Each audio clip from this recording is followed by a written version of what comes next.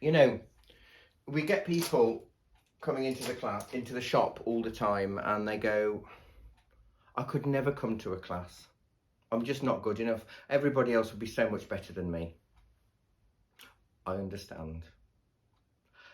I scroll through social media and I see artists on there who are magnificent. I see how many thousands of likes they get. And I wish that was me. I'm jealous and I feel like giving up because they're just so much better. I will never be that kind of artist. But what you need to remember is that art is a constant journey with no real destination.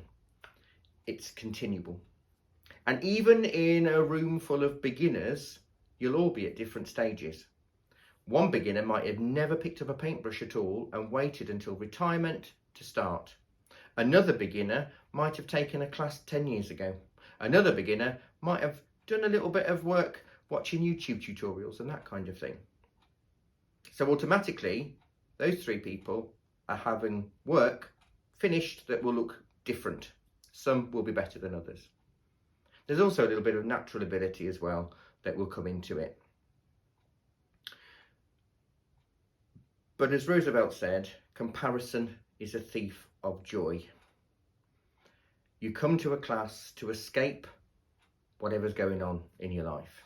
It's a mindful 2-hour session where you can forget what's going on and you can enjoy the process.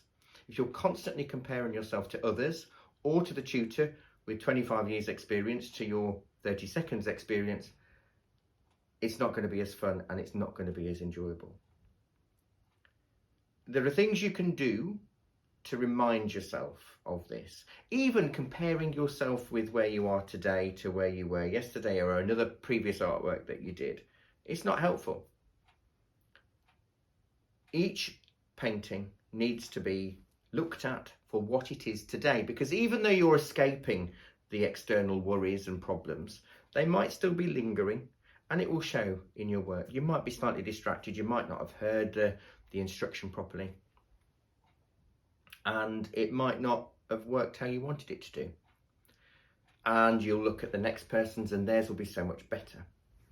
However, one thing that I have learned from teaching these classes is at the end of every class, whatever it is, we hold up the work so the student can see and be more reflective about it, see it from a distance, because that does make a difference. But what I've noticed is a student will really hate what they've done and go, oh, this is worse, I'm getting worse instead of better, I'm no good. And we put it on the board and several others will go, gosh, you know, I really like that tree. That's so much better than I've done. The next person will come and they'll hate their work and they'll say, oh, this is absolutely, I don't think this medium's for me. Put it on the board. They'll go, oh, do you know what? It's actually a lot better than I thought it was. And someone else will go, oh, I wish I'd done my sky like that. There's a pattern there. Everybody always wishes that they were as good as whoever it was, even when that other person thinks that they are also rubbish. Sometimes it can be a battle of who's the worst, but we don't want to get into that. Take each picture for what it is in that minute, in that day. That is the best that you could have done today. So instead of comparing yourself and getting yourself down and stressing about it, ask yourself a few things. What did I enjoy most about this creative session? Because you will have found something. What went well with what I created? Notice we're staying positive. We're not trying to find the rubbish. We're trying to find the good, because there will be stuff. What worked well with what you've just done? If you were to repeat the picture, what would you do differently? Now, there's your chance to be slightly more critical, but you're framing it in a positive way because you're accepting what you're doing and what you've done is complete. That's it. But if you were to do it again, what could you change? Well, actually, I added too much white there and it hasn't quite worked, or my colours went muddy, but I know now I need to change this and this or add that, and that will give me a better look.